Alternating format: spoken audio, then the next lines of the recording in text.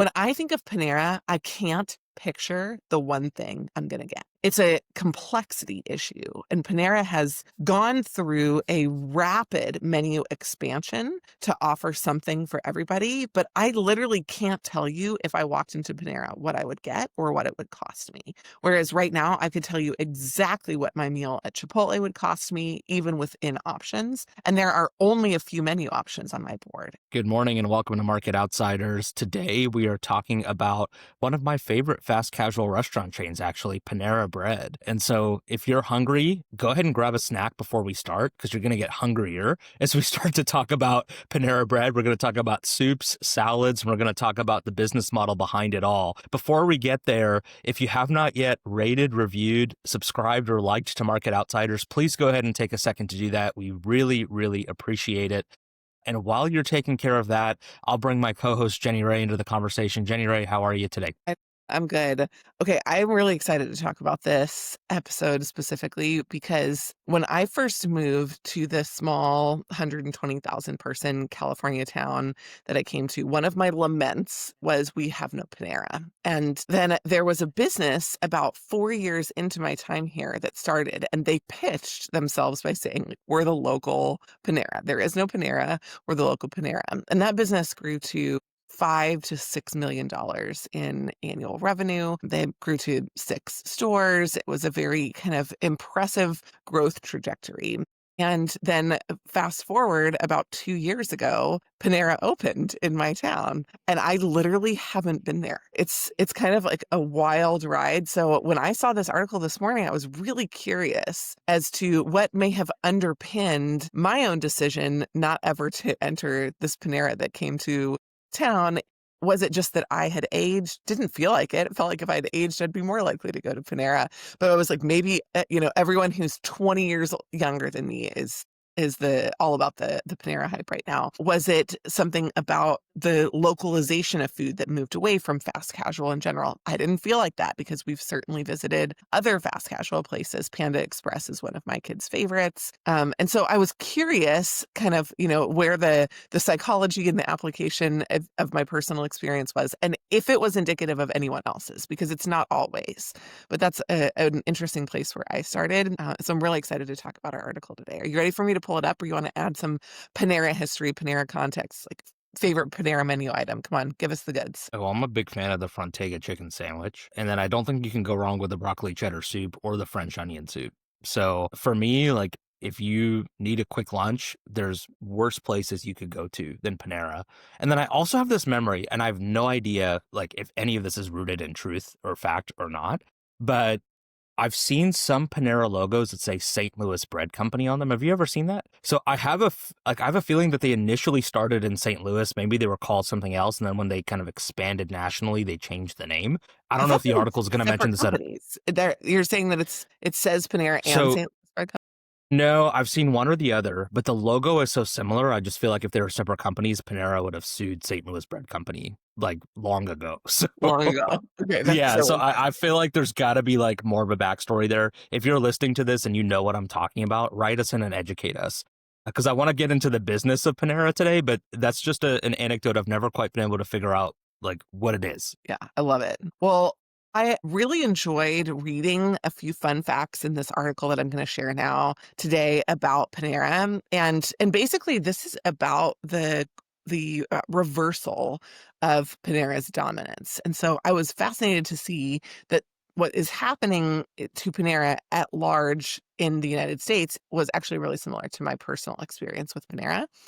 And so they have a turnaround plan, and they also very specifically addressed what they thought were their core issues, what they saw happening in the business with direct responses. So what they thought was one of the issues in the business was a direct rise in costs. They initially have made, for the past couple of years, direct cost-cutting measures in order to try to address those things. Now, I don't know what data they looked at. I'm assuming that one person randomly in a room sitting there with a half and half.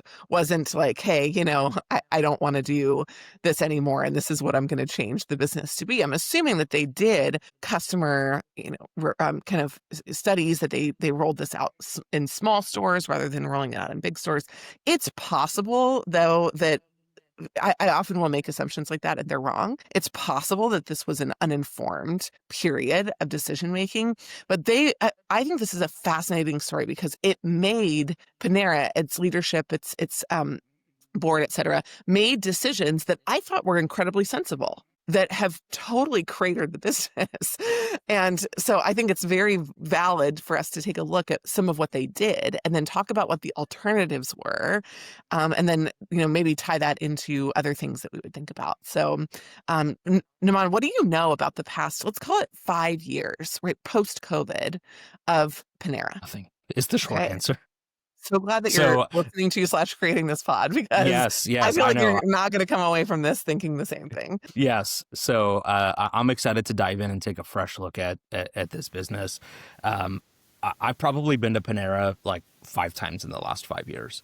And for me, it's been a road trip stop, probably between Austin and San Antonio, right? Like it's the end of like a long day of work. And, I'm like, okay, I don't want McDonald's. I don't want Chick-fil-A. I want something where I'm not going to feel like I've got to like wash down the grease afterwards. So I'll find a Panera on the side of I-35. Like that's when I go to Panera. Like very rarely do I actually, even though I like it, do I actually seek it out in everyday life. So my personal experience over the last 5 years is pretty limited, but I'm excited to dive in. And I honestly, I'm skeptical. This article positions the cutting portions and staff as the drivers of the decline. And I'm like, okay, like, are those the actual drivers, or are there market forces, or there like consumer trends that are actually affecting Panera, and it wouldn't have mattered what they would have done? So I'm excited to dive into that and just see how the article unpacks that. And I made this point yesterday. If you listen to, we had a live podcast with Adobe, and I made the point that we are entering into this experience economy, where your point of differentiation and how you extract margin as a business is about the experience you provide to consumers. And so if it turns out that this is not market forces, this was not consumer trends, this is actually decision making gone wrong, well, then I think that the initial insight I would have here is, people left Panera not because of prices or ingredient quality or anything else, but the experience. When I think about smaller portions, when I think about less staff, my mind goes to, the customer experience was affected. And consumer expectations are just so high these days that if a consumer has a less than stellar experience somewhere, there's just so many other options, they're not coming back. And so I'm excited to dig into this and just see really what the cause was, and then what Panera is doing to reverse the decline. So it's interesting here. So, Ron, right, one of the things that we're going to talk about today is that Panera's problem, if we could frame it that way, is that they have years of traffic declines. In fact, I don't know if their traffic decline was 5% or their revenue decline was 5%, but they have had a traffic decline for years. That is a fundamental warning bell for a business, right? And That's a secular decline. That's not cyclical. correct. That is exactly right. And it's possible that if you're in a space where you have multiple other competitors, that all of that share is going to competitors. It's also possible that every customer of your sector is going away, but it's most likely that they're leaving you. And I think this is this is counseling time for Panera Bread, right? No, this isn't something that affects everybody. This isn't the way that people do things. This is you. You created a problem. You have a problem that you didn't have before because of a secular shift that you have to address. So that's one of the things I want to talk about. The second one is that there is one major thing that stands out, which they're not addressing with Chipotle and Panda Express, that I think is potentially an underlying cause here. And that when I think of Panera, I can't picture the one thing I'm going to get. It's a complexity issue. And Panera has gone through a rapid menu expansion to offer something for everybody. But I literally can't tell you if I walked into Panera what I would get or what it would cost me. Whereas right now, I could tell you exactly what my meal at Chipotle would cost me, even within options. And there are only a few menu options on my board. And then at Panda Express, I can tell you exactly which one I'm going to pick. And even with my family, exactly what a family meal is going to cost us. And so there's a pricing simplicity and a product simplicity at some of these other places that they have managed even as costs have risen, right? Panda Express has rolled out other chicken types. There's like 3 orange chickens now. So they have more things that you could get. You could make some selection, but I know what I'm going to pay and I know how big my portions are going to be. So I'm curious if that has anything to do with what's going on at Panera. I just And quickly then, say the other thing.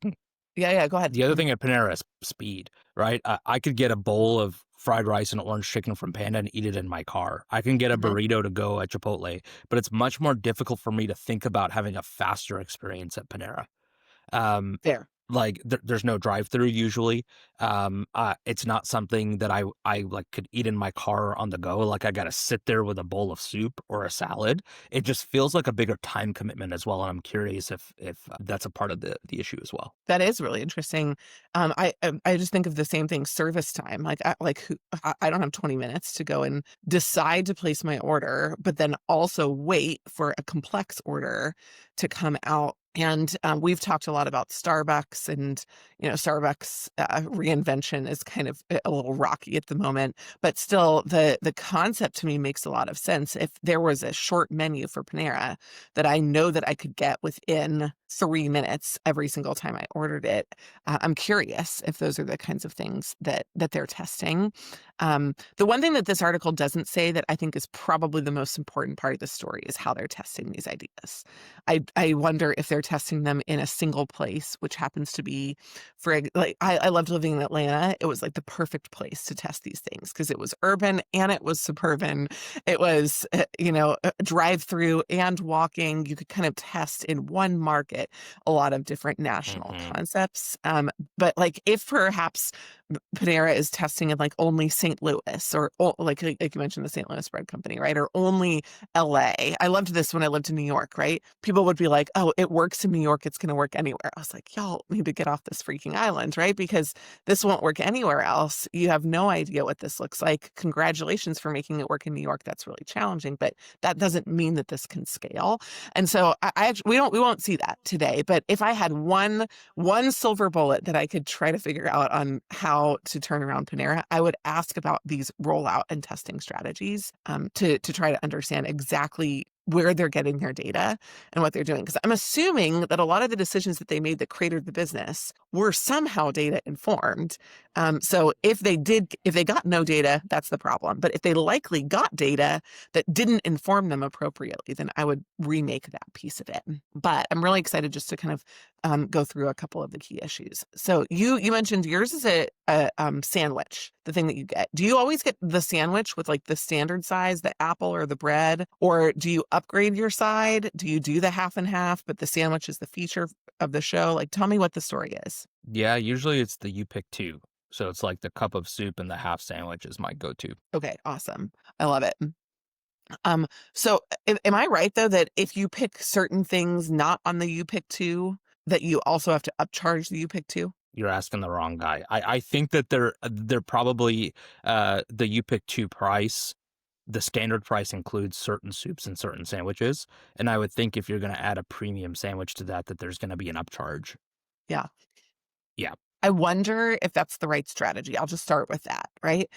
Because I wonder if what you're trying to do is actually manage your margin on a per order basis, or if you're trying to manage your margin on a per store basis. Because if you're trying to manage it on a per item basis, that adds complexity to customer decision making. And it gives somebody the feeling not that they're getting something special, but that they have to pay more than everybody else because they have some kind of special status. So it creates confusion and friction in that decision making process. And so I would that's one place that I would just look right away.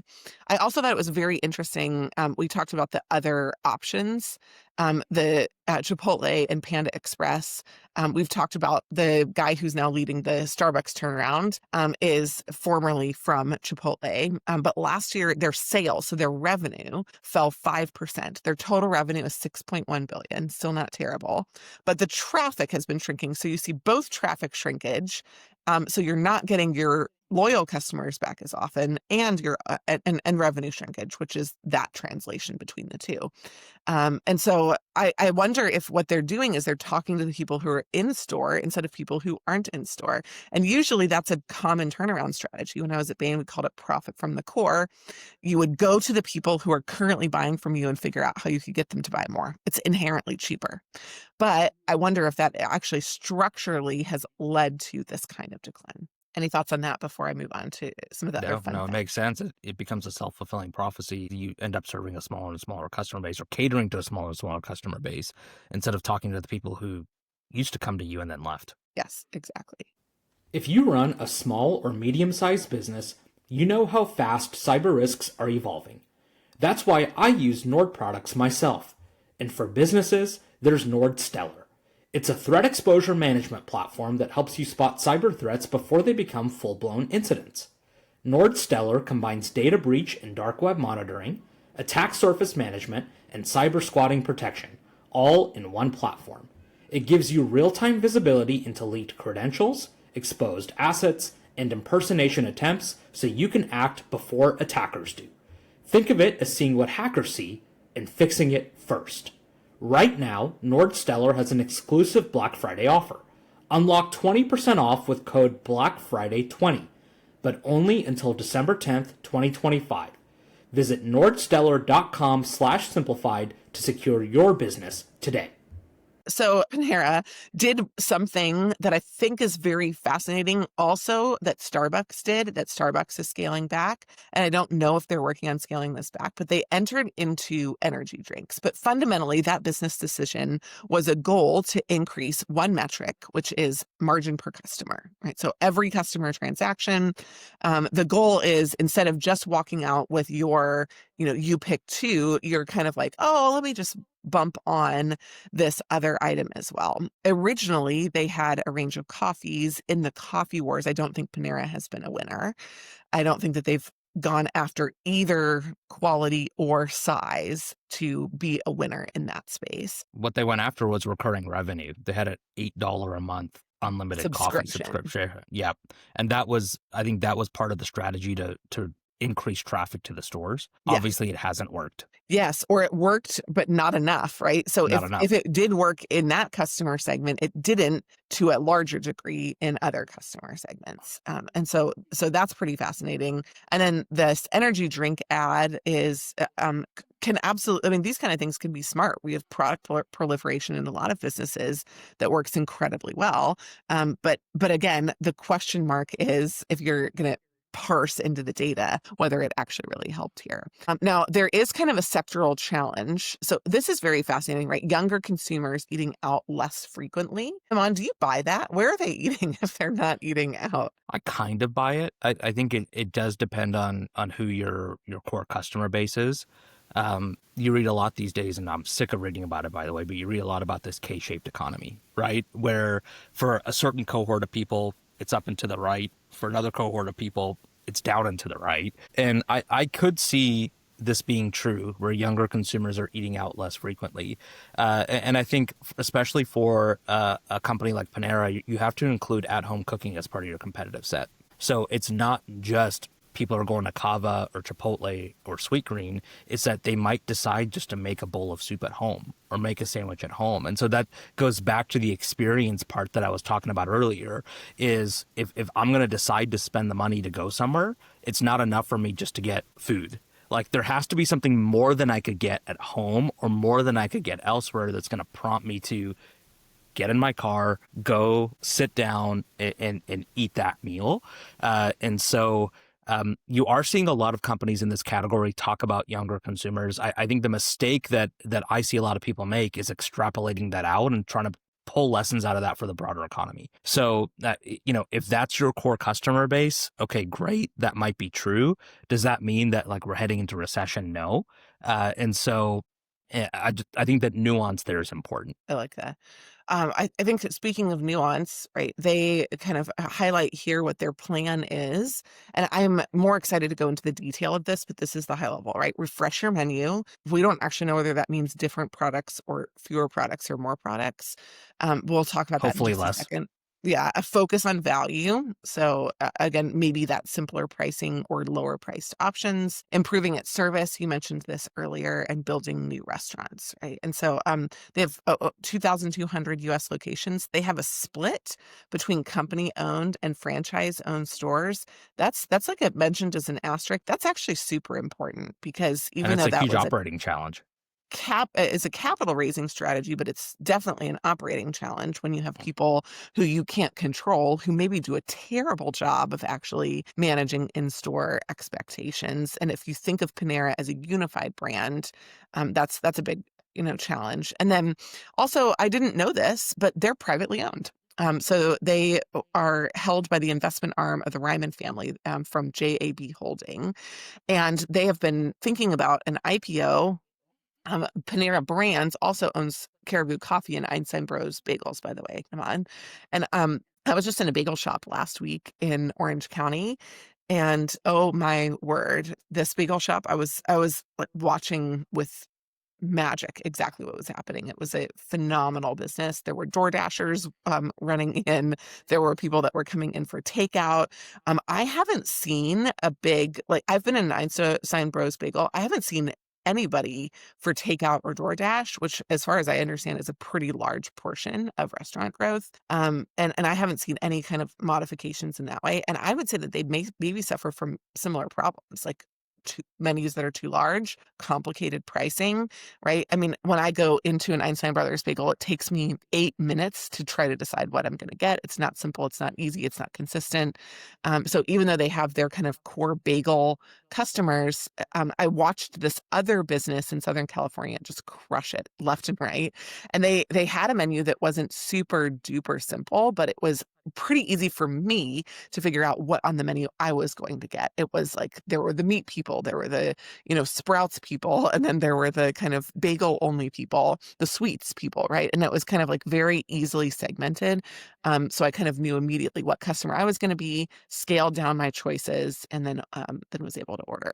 So I was thinking about when I read this morning, I was thinking about like Einstein Brothers Bagels. I feel like suffers from a lot of the similar issues. I haven't looked at their data at all, but I thought it was kind of curious. And then in 2021, they took the chain private, so it wasn't initially private. And then they struck a deal with a SPAC, with Danny Meyer's SPAC, for a merger that would take the company public again. So I just thought this was kind of interesting history, in terms of the company's attempt to remake the brand and then take it public again, which clearly has not worked out as they planned. Honestly, it might be a blessing in disguise, right? Like we saw this like SPAC and IPO just explosion 2021, 2022. But if you're trying to implement this turnaround strategy when you're being held accountable on a quarterly basis, your share price is going to take a beating and it's more difficult for you to think long term. Yes, POs give you liquidity. There's benefits to going public. But if you're in the midst of a turnaround strategy like this, I think it makes a lot of sense to stay private, turn the business around, and then think about an IPO later. I love it. Well, one of the things that I think is fascinating is that Panera has acknowledged that their previous turnaround strategy in order to get them to the IPO has not worked out. And largely what they were looking at was profitability, but they really ignored top line growth. And this is a pretty fascinating lesson, I think, for all of us who operate businesses. The first thing was that they reversed cost cutting measures imposed in the face of high inflation, right? Squeeze food costs, squeeze labor. In fact, they actually go into some of the details of the way that they squeezed food costs. And I think I will never forget this, right? They began using half romaine, half iceberg lettuce to make it salads. Naman, do you eat salads at home? Nope. If you did, would you eat an iceberg lettuce, a romaine lettuce, or a half and half? Oh, it would be romaine for sure. I So thought this was super fascinating, right? well, you know what's funny? I think I told you in our pre-call, I was like, iceberg. No one likes iceberg. And now you see the quote from the CEO right there who's saying the same thing. So, if I'm saying no to That's right. iceberg and then the CEO is saying that, I'm like, okay, focus group of two. That's enough to scrap iceberg right there. I love it.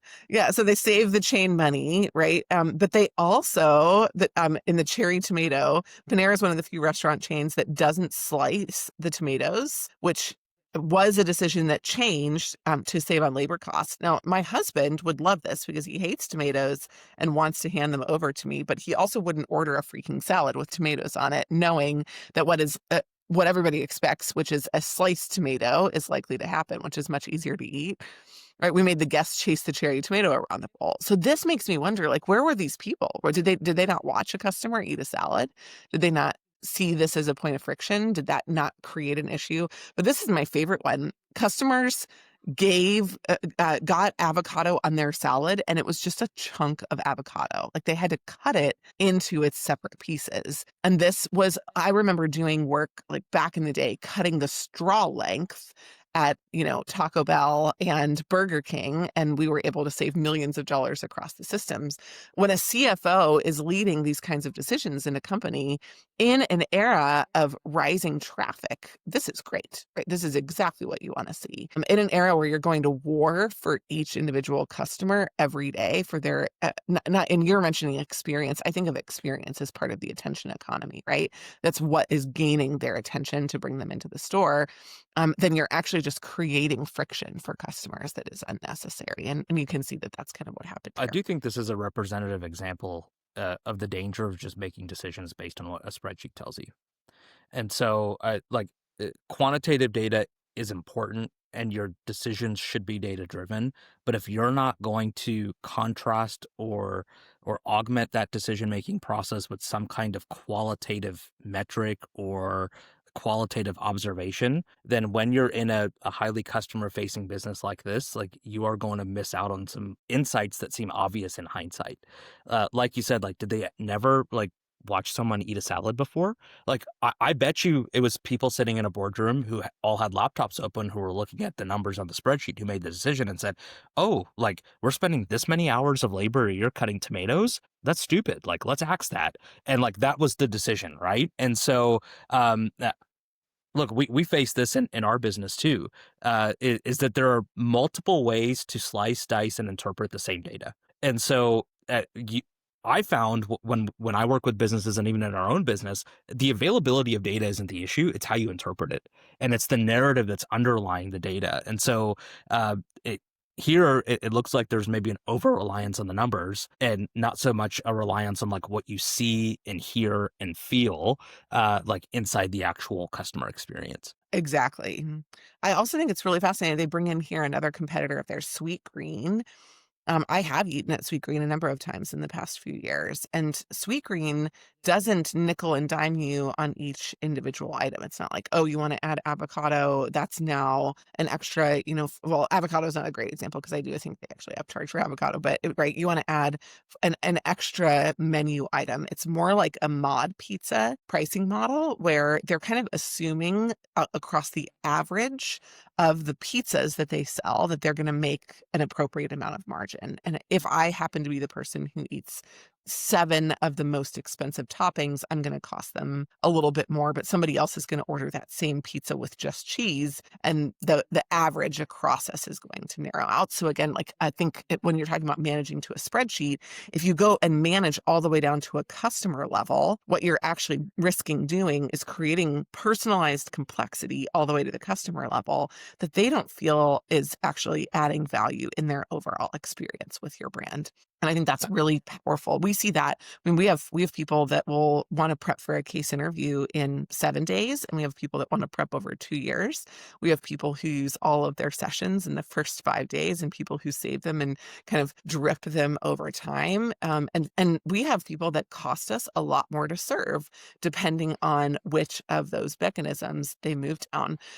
But we've made a really conscious choice in our services business not to charge people for every interaction that they have with us. And I think that's really been the right business decision over time. So let's Yeah, go flip the ahead, Emma. script here. No, I just wanted to Okay. flip the script here. So it sounds like you're saying, hey, look, I wouldn't have cut costs. So it sounds like you're advocating for raising prices instead.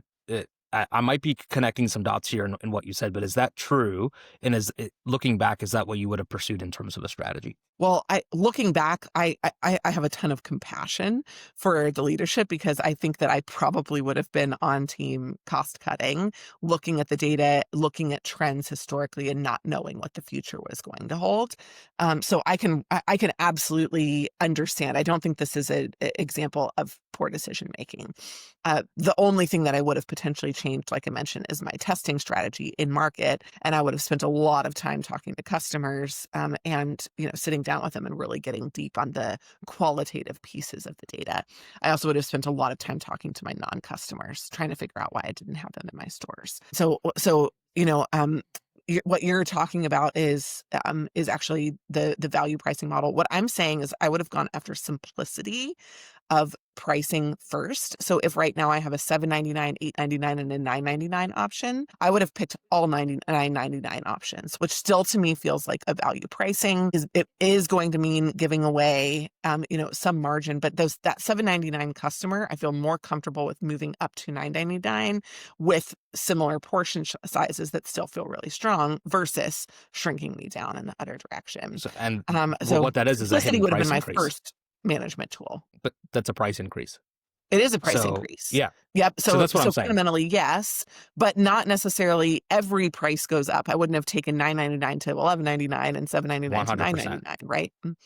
100%. So to me, simplicity would have been my guiding point. And yes, you would have seen an average price increase across the board. And I would have worked to make that case with my customers because price increases are more durable. We've certainly seen them across the board in all of these places. I walked into an In-N-Out this weekend, and my kids do these library book readings. So they each get 3 In-N-Out cards, which gives them a free hamburger or a cheeseburger. We always go on rainy days because kids get free hot chocolate also on rainy days at In-N-Out. And we walk in and a double $6.55. And I was like, that used to be $4.50 literally just a couple of years ago. And but look, I mean, we have seen the market be, and you and I have advocated for much more durable and quickly testable price increases rather than full operational changes that sometimes take multiple experiences to form someone's new opinion that really change in the market. And so, I do. I mean, we've seen this at the winery. There are customers that are sensitive. I'm not ever sure that they're the right ones that we want to keep that come back the most often, that are the most consistent. But I'll tell you, one way to lose them is to not prepare a wine that they like, right? Or try to sell them 100%. that same bottle for 50% of the value in a smaller format. So for us, that has been a pretty consistent decision across my businesses. What about you? We Do you just have any made the personal experience? Yeah, we just made the same decision in my wife's business last week. So she's a jewelry designer. Her raw material costs have doubled in the last year. And so if you've been seeing the news about gold and silver prices reaching record highs, hey, that's great news if you're a commodity investor. Not so good news if you use that as raw material for your business, right? If it's an input cost. And so we had to make a decision around raising prices. And the decision that we made was not to apply the price increase equally to every product and every product line, but to look at the data and try to parse out which product lines have more price inelastic customers and pass on more of the increase to that product line. And then the entry level product line got a very marginal price increase, if one at all. So to the point you made earlier about kind of managing margins, we're in her business not managing margin on a per product basis. We are managing margin on a per customer basis and on a larger scale. And the people who purchase the higher end product line are going to subsidize kind of the lower end product line. And that's the decision that we made just to kind of continue to maximize conversion rate and adoption across her business. Because we knew if we, for example, raised the price of the $32 pair of earrings to $42, well, that customer is gone. But, you raise the price of the, $58 pair of earrings to $65, it's a little bit of a different story for that customer. And in percentage terms, it's a more kind of realistic increase as well. So, we just had to go through and make that same decision ourselves and unevenly apply price increases and try to figure out how best to pass on some of our cost increase in a way that wasn't going to turn customers off. One literal piece of this that I think is so valuable is, just after that, we'll talk a little bit about the energy refreshers, is the concept. This is one of my guiding principles in business. You can't eat margins. You can't eat percentages. So if you manage to a percentage increase, you're exactly right. What you're going to do is raise 20% at the low level, which is going to be a $6 increase, and 20% at the high level, which is going to be a $10 increase. But as you mentioned, $7 increase is a lower margin increase, but more feasible than a $7 increase at the lower level. But what you can eat as a business is the $7 increase. And Is so the actual that kind of nominal dollar that's amount. exactly Yep. right, right? That's what pays your gold and silver bill, not the percentage that you increased something. And I think that's an incredibly wise strategy. And again, I think like I remember looking at data that was on the customer level, and I can imagine sitting in a meeting at Panera and being like, man, the margins on this product are killing us. We've got to raise the price on that product. But really, we don't need to eat the margin on that product for that specific thing. We need margin across the board. That's what we need. And so, like Hmm. you're mentioning, we need to go find that in other places. And I think they attempted to do it with energy drinks. I think they attempted to do it with coffee, with other high margin areas of the business. But interestingly, those may have been more of the price sensitive areas of their business. And I love the idea that you said that you would like target price increases in the K-shaped economy on the customers who are more likely to stomach those and more likely to take those on. I think that's really, really fascinating. There was some drama around their energy drink rollout because they had so much caffeine in them. They actually had 2 wrongful death lawsuits. I'm imagining that every other major drinks business also went after or was gone after in this way by you know, ambulance chasing lawyers, for lack of a better word. But basically, like there were some friction points around their energy drink rollout that they scaled back. And that's a really tough management decision. But I would guess that they would have leaned into it if it was actually really the right business decision in the first place. And I think that probably gave them cover to It, reverse it. it just seems like, that they were trying to be all things to all people. Like, think of Panera's core customer. Like, is it the energy drink drinking customer? Like, I wouldn't think so, right? Like, the value proposition of Panera was like, hey, come in, like, slow down, like, enjoy a nice meal, not like get hyped up on like 200 milligrams of caffeine, right? Like, so maybe it was a way to try and attract like a different kind of customer to the business, but it just seemed like just way outside of the brand and way outside of the established experience. It never quite made sense to me. They also have here, right, that they're planning on leaning into a barbell menu strategy. So not K-shaped, but barbell shaped. So something for the kind of lower end customers, something for the higher end customers. I'm not sure. That strategy just implicitly doesn't seem like it's going to work. They're comparing themselves to Chili's here, which I don't think of Panera and Chili's in the same category at all. They're not a dine-in restaurant. You're not trying to, serve a customer for an hour in one of these stores. The barbell pricing strategy is exactly the conversation that I had with my wife last week, which is that you don't want to get caught in the middle. So we made a very conscious decision that there will be lower priced items and higher priced items. But if you're in the middle, you get run over. And so it seems like that Panera is making the same strategic decision here. They're going to cater to the price sensitive consumer. They're going to cater to the consumer that wants the premium offering. And you don't cater to anybody by being in the middle here. And so I think that barbell strategy is something that is a strategy that makes sense for Panera here, makes sense with what we're seeing of the bifurcating consumer sentiment and experience that we're seeing in the economy right now. And it allows you to extract additional margin from your higher end consumer, your higher end product items to subsidize the lower prices you're offering at the other end of the barbell. So if you have thoughts on what the cafe of the future looks like, if you're a Panera customer and you are passionate about helping Panera update the experience, update the menu, then leave us a comment or write in and let us know what you would like Panera to do. And we'll share some of your thoughts and ideas on a future episode. Thanks so much for engaging in this conversation about Panera Bread and for listening to Market Outsiders. Don't forget to leave us a rating and review, and we'll see you next time here on Market Outsiders. Thanks so much.